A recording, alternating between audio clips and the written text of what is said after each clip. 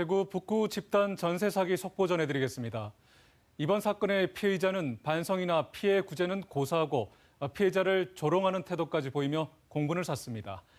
경찰이 사기 혐의로 피해자에 대한 구속영장을 신청했지만 법원은 이를 기각했습니다. 전세 사기를 일벌백계하는 다른 법원의 판단과는 상반된다는 지적이 나오는 가운데 피해자들은 더 큰 고통을 호소하고 있습니다. 신병철 기자의 단독 보도입니다. 대구 북구 집단 전세 사기 피해 17가구는 전세 보증금 10억 5천만 원을 모두 날릴 위기에 놓여 있습니다. 건물주인 김모 씨가 부동산 신탁회사의 동의 없이 불법 임대차 계약을 했기 때문입니다. 전세 사기를 당한 억울한 사연이 대구 MBC 보도로 알려졌지만 김 씨는 반성은커녕 피해자 구제 노력도 보이지 않고 있습니다. 오히려 피해자에게 자신을 고소하라는 등 조롱하는 듯한 모습을 보였습니다. 근데 방송에 원래 약하게 나간다고. 그 신병철 그 기자한테 뭐 돈 안 줬나? 돈을 왜 줍니까? 근데 왜 약하게 나갔어 지금? 사기로 해하고 계속 얘기되지 뭐.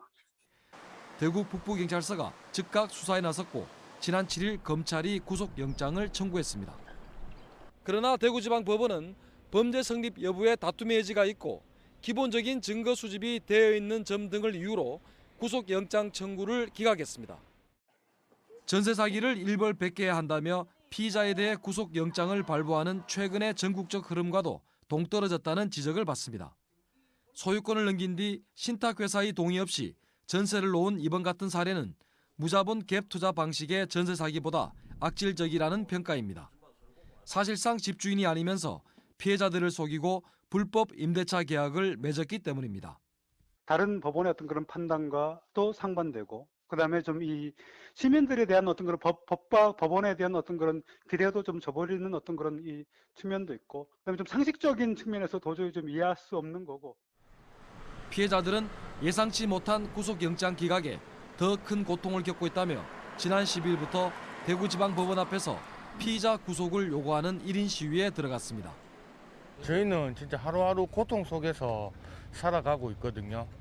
하지만 저희한테 이렇게 사기를 친 임대인은 자유롭게 생활을 하고 있으니까 그게 정말 답답한 현실입니다. 경찰은 보강 수사를 거쳐 피의자에 대한 구속영장을 다시 신청할 예정입니다. MBC 뉴스 신병철입니다.